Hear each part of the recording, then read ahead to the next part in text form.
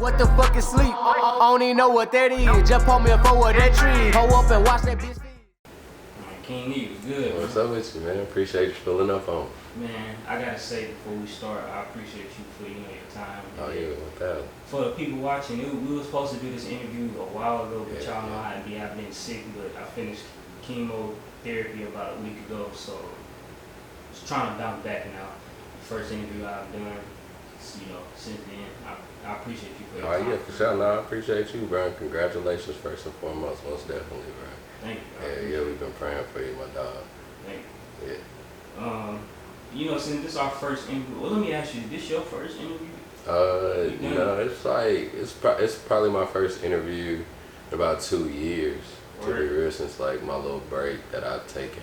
So hell yeah, definitely, it feels good to be back in the mix. You feel me? So I definitely appreciate you giving me the opportunity for sure.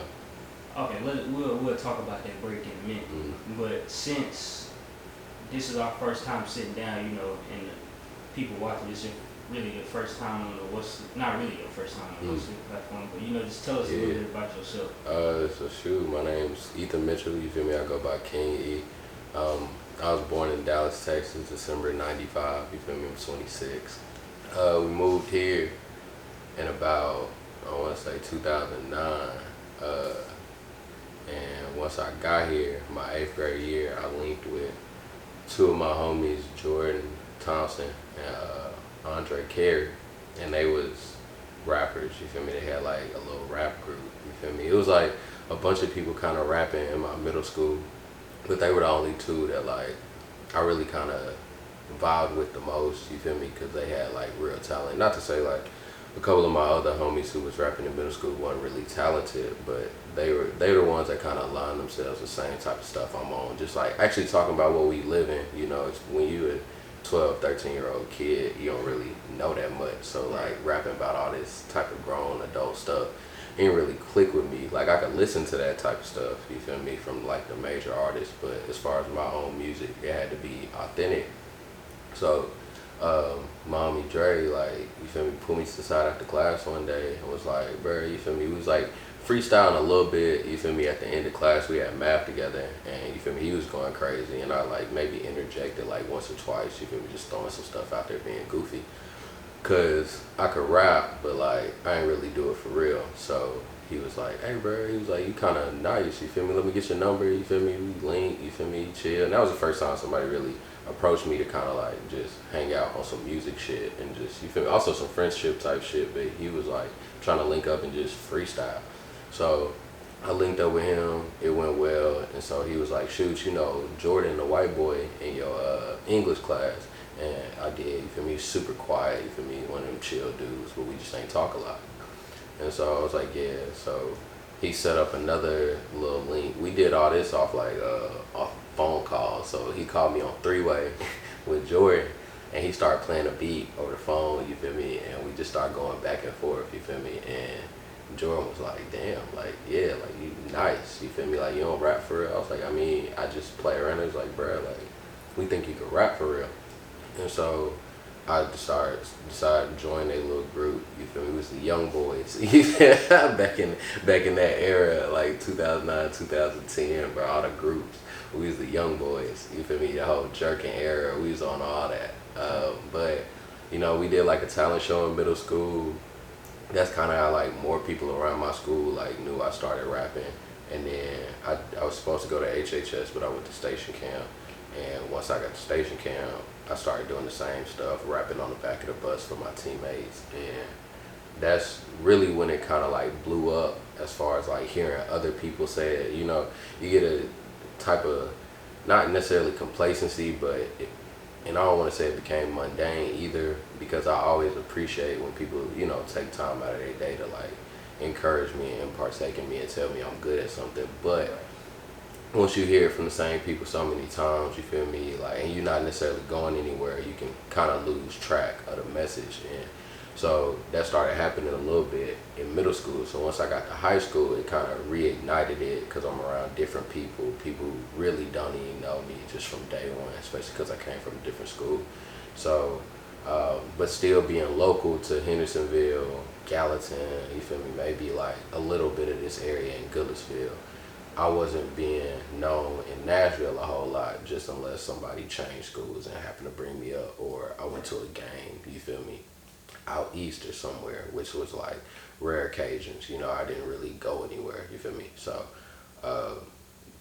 now that's kind of where I'm at the point at now, trying to like reintroduce myself to a lot of people, or introduce myself for the first time to like a whole different group of people, you feel me? Because I've been locally known here for so long, but nobody else really know who I am, you know what I mean? So that's what comes with the network and stuff, and why I appreciate people like you, Mayor, you feel me? Like Mayor tell you too, I saw Mayor go through a lot of that stuff firsthand growing up here. Like, he was making real good music, you feel me? Like, I wouldn't even call it cheesy or corny. Like, we was 15, 16 years old, you know what I mean? What you want us to rap about, you feel me? So like, just seeing him do it authentically, and like see that you could get a little buzz, you feel me? And then how to try and maneuver to a whole different group. Like, he was always going downtown, he was going to Bowling Green, Atlanta, you feel me, trying to do different things. So he definitely inspired me a whole lot to at least know that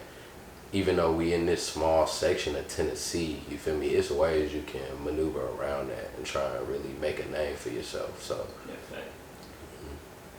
So what I got out of that is that, you realize how important, networking in the internet is. But I want to ask you about that break though. So you said about 2 years ago you took a break. That's around the time where we met, because in December 2020, that's when we shot that video to Enough. After that, is that when you took the break? And why did you take the break? So I dropped that project, and then we ended up getting ready to move to come to this crib. So I stripped down my studio probably like maybe February, March, because it was quite a process, because we had to clean up the whole house for it to be showed and sell the first house. So that was like the first part of the process and stuff.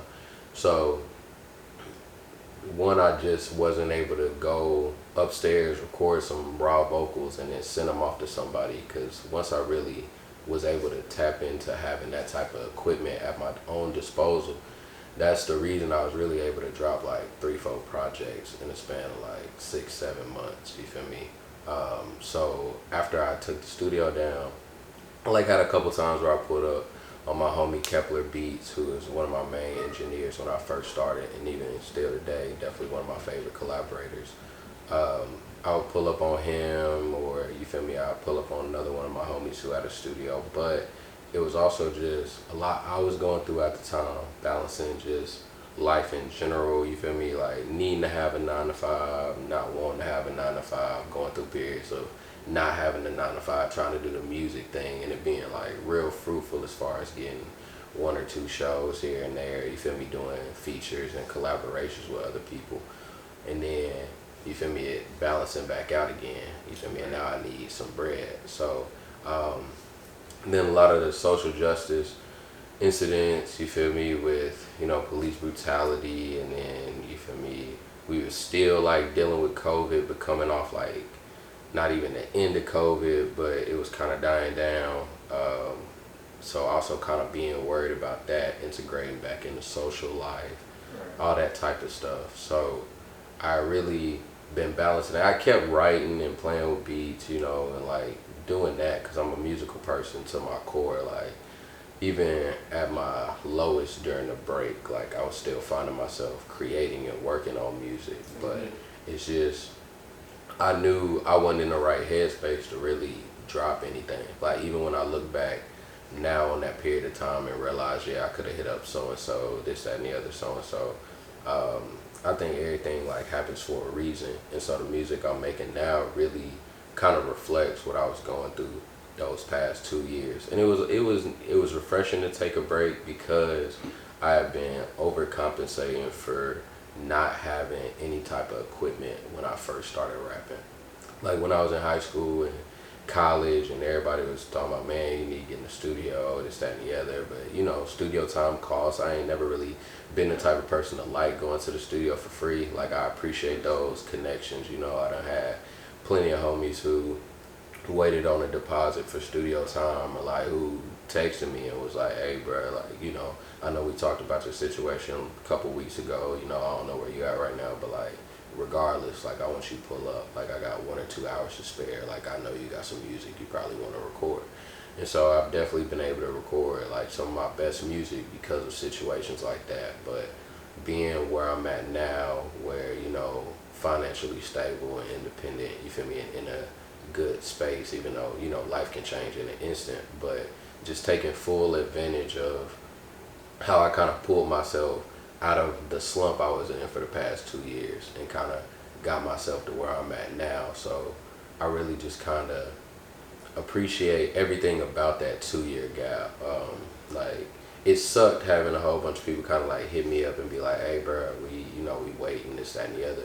But the flip side of that was it did help kind of create a mystery and a buzz around like what I was doing. And even to myself, you feel me? I ask myself that question like all the time. What am I doing? What am I trying to figure out? What do I want to do with this next project? Who I want to be as an artist? Even down to like who I am as a person. You know, we have to internalize a lot of things when you go through trauma, but when you can process that trauma and then effectively figure out how to move forward, that's when you really, as an artist, that's when you really can create your best and most authentic music. So I'm really at that point now because of what I was going through the past 2 years.